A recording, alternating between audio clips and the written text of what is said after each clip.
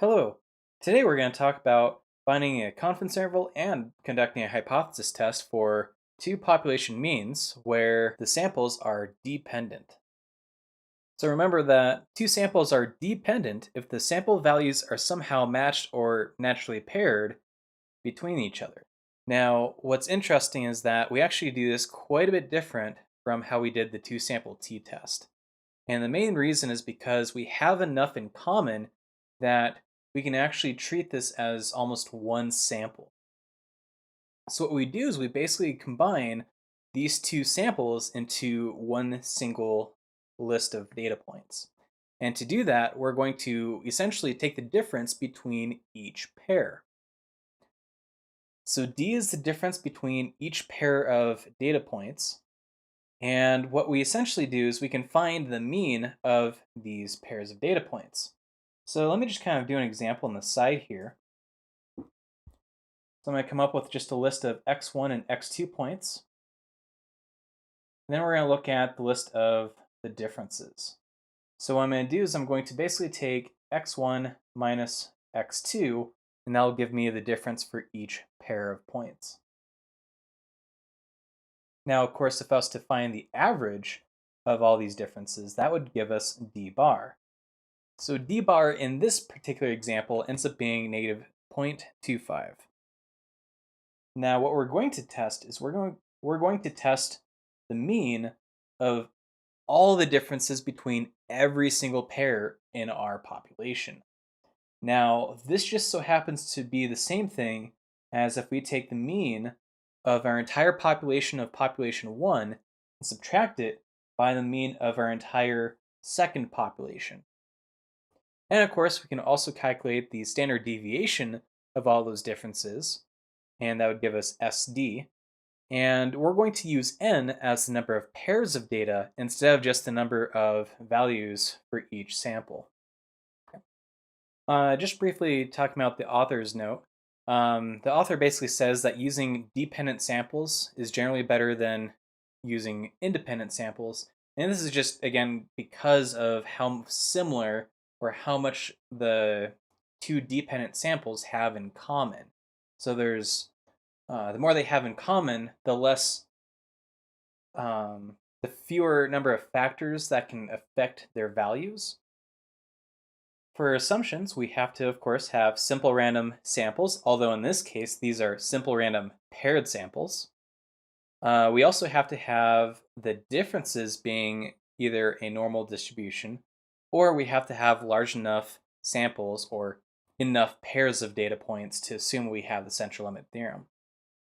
The test statistics should be fairly familiar. This is very similar to t equals x bar minus the mean over standard deviation divided by the square root of n.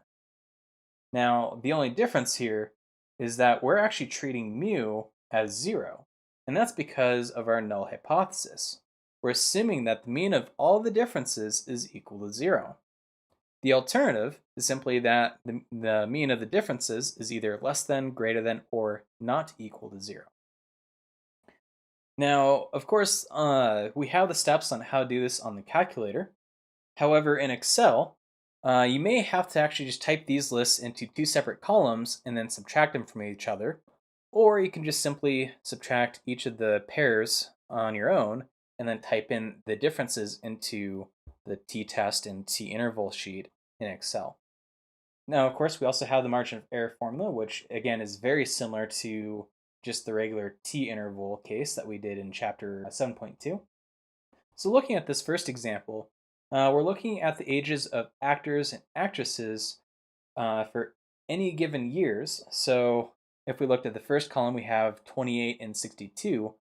They happen to be the ages of the actress and actor that won the Best Actor/Actress award for a specific year.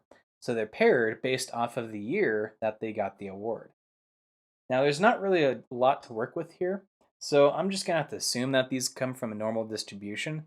I would say just with only 5 data points that this really isn't a very good hypothesis test because we really should have more than 5 data points. I would even argue we need at least 15 to be able to do a normal probability plot and get accurate results for it. So the way that this is worded is we're trying to find that the differences have a mean less than 0, indicating that best actress are generally younger than best actors. So this basically indicates which way we should be subtracting these. So they're saying that mu d is less than 0, so that best actresses are younger than best actors. So what they're doing is they're basically treating actresses as population 1 and actors as population 2. So if we take mu 1 minus mu 2, that's less than 0. So we're saying that mu 1 is in fact less than mu 2. So I'm going to go ahead and write the null and alternative hypothesis here. Null hypothesis is that the mean differences is equal to 0. And the alternative is that the mean differences is less than 0. Now, of course, we could write this one other way, and this is because we know mu d is the same thing as mu 1 minus mu 2. We can also rewrite this as the null hypothesis being mu 1 minus mu 2 equals 0. And the alternative is that mu 1 minus mu 2 is less than 0. Or I guess you could even rewrite this as mu 1 equals mu 2 and mu 1 less than mu 2. Doesn't really matter too much, although I will tell you that I am going to use the first case, and it will make more sense once we start using Excel. Now in this case, they do tell us the differences, so I'm just going to type those 5 numbers into Excel, and then we'll figure out from there what our conclusion is. So this is the t-interval and t-test. This does the exact same thing as the one in Unit 2. I just designed it a little bit different just because of how I formatted the other tests on this Excel document. So here we have the null hypothesis. We're assuming that there is no difference in all the pairs of data. For the alternative hypothesis, we were assuming that it was less than mu 0. So we have the test statistic and the p-value. And if we're wondering what these values represent, as we said before, n is the number of pairs of data, so n is 5, so we have 5 pairs of data. X bar in this case is actually d bar. So we could actually label d bar as negative 10.2 and the standard deviation of d as 14.65. So I'm just going to write those statistics here. I think there's 1 or 2 MyMathLab problems that will ask for these. So just so you know where these come from, they just come from the t-test or t-interval. Technically, you could also get these from one of our stats, but to keep this simple in Excel, I just figured might as well just not worry about adding that sheet in here since the t-test and t-interval also give us that same exact stuff. So d bar, again, was negative 10.2, and SD is 14.65, and so on. The significance level, alpha is 0.05. We know this is a left-tailed test. Our test statistic is t equals negative 1.557. And our p-value is 0.0973. And in this case, this is in fact greater than alpha, so we would fail to reject the null hypothesis. We should go over the critical value approach, of course. So the critical value approach, we have the left tail having the area of 0.05.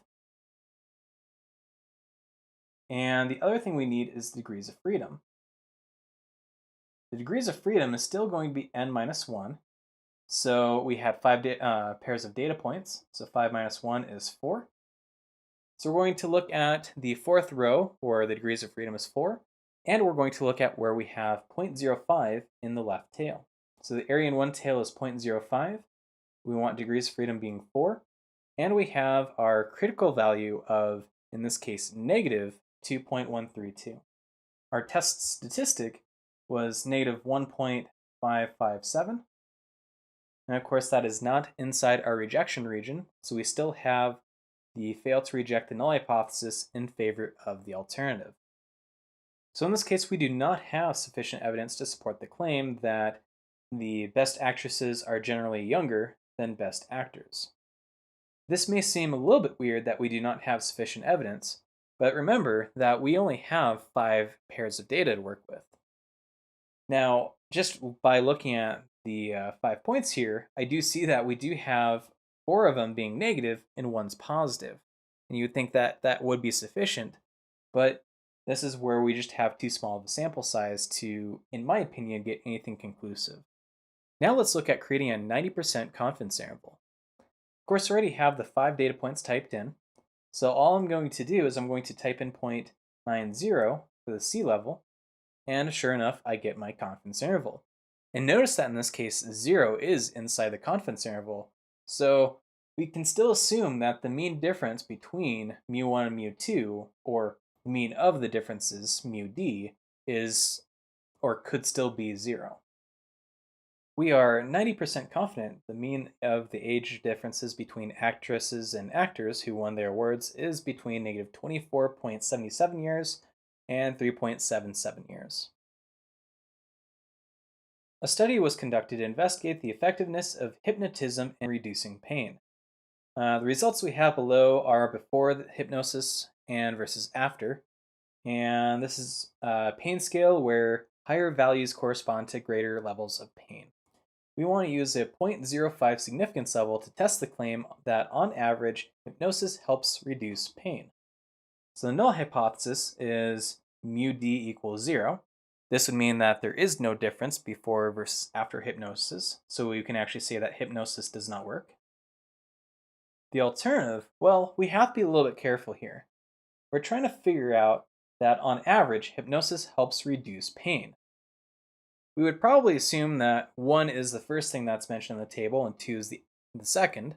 So we could label 1 as before and 2 as after. But now we have to be careful that we write the correct alternative hypothesis. According to the claim, which one of these should be larger, before or after? Well, we would expect that there'd be more pain before they had hypnosis instead of after. So that would suggest that mu1 should in fact be larger than mu2. Or we would say that mu1 minus mu2 is greater than 0. So this would mean that mu sub d is in fact greater than 0. So again, we're trying to say that the amount of pain before hypnosis should be higher than the amount of pain after hypnosis. So now let's get the list of the differences here. To get the list of the differences, I'm going to go ahead and open a new sheet. Now this will open right after the one that I already had selected, so this is sheet 1. And I'm going to go ahead and type in before, and then after, and then this will be the list of differences.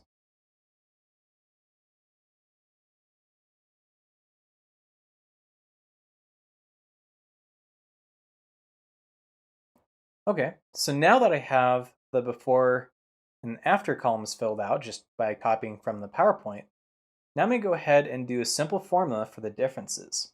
I'm going to hit equals, I'm going to click on before, type in minus, and then click on after. I'll zoom in so you can kind of see a little bit better here. So again, what I typed in was I typed in equals. You can either type in A2 or you can just click on A2, type in minus, and then you can click on after, or you can just type in A2 minus B2. Hit enter, and that is the difference if you take 6.6 minus 6.8. From here, we can move our cursor to the bottom right where this green square is, and you'll see that your cursor changes to a black cross or a black plus sign. You can either drag this down until you see all these numbers populate when you let it go, or we can double click that bottom right corner and it will populate based off of what you have next to it. So if you did this over here, for example, and you did differences, and you type in A2 minus B2, notice I don't even have to worry about the capitalized letters because it will automatically fix that for me. If I try and double click this, this will not work because I don't have anything next to it. So in this case, I'll have to actually drag that list down. So now that I have the list of data points, normally one of the assumptions is that we would check this with the normal probability plot. We only have 8 points, so I don't know if that would really work all that well anyways. I would also say that 9.6 would probably be an outlier in this case. So I'd be a little bit careful even using the normal probability plot on this. So what we can do is we can copy this and paste this directly into our list. Oh, so we have to be a little bit careful because what we actually copied was the formula and not the actual values. So I'm going to undo this. And what I'm going to do is I'm going to recopy this. And when I try and paste this, I do actually have to right click. And I actually have to select the option that says values. So there's one that says paste, which pastes the formulas. This one says values. So, this is strictly just pasting formulas and ignoring formats and other stuff. Transpose would flip it from a column to a row. Formatting just copies the format. And I don't remember exactly what this option does, but regardless, what we would want in this case is we want to paste the values. Again, if you're not comfortable with this step, you're more than welcome to go ahead and subtract these on your own, like on a piece of paper or something, and then you can type those in if you'd like to do that instead. So now that I have these in here, again, my null hypothesis is that the mean is going to be 0. The alternative, I believe we wanted to say that the mean of the before should be greater than the mean of after. So mean of our differences should be greater than 0. We have our test statistic and p-value. We won't worry about the confidence level for now. Again, x bar is our sample mean differences. Sx is really our standard deviation of the differences. And n is the number of pairs we had. We have our test statistic of 3.091. We have the p-value of 0.0088. And this is obviously less than alpha, so we would reject the null hypothesis in favor of the alternative. We can also look at our critical value. This is a right-tailed test in this case. Our degrees of freedom is 8 minus 1, which is 7. So on the table, we're going to look at the area in the one tail being 0.05, and our degrees of freedom is 7. So 0.05, 7, and our critical value is 1.895. So our test statistic of 3.091 is inside that rejection region on the right. So we would still reject the null hypothesis in favor of the alternative. We have sufficient evidence to support the claim that, on average, hypnosis helps reduce pain. The last problem has us look at the confidence interval for this same problem. Since I already have my data points typed in there, all I need to do is just adjust the confidence level, and we end up with this confidence interval where both numbers are positive, which would indicate that the mean difference is greater than 0, so the amount of pain before hypnosis was in fact greater on average than the amount of pain after hypnosis. So we are 90% confident the true difference in the mean amount of pain before versus after hypnosis is between 1.2241 and 5.1009. And I think these are in centimeters on a pain scale. Thank you for watching, and I'll see you in the next video.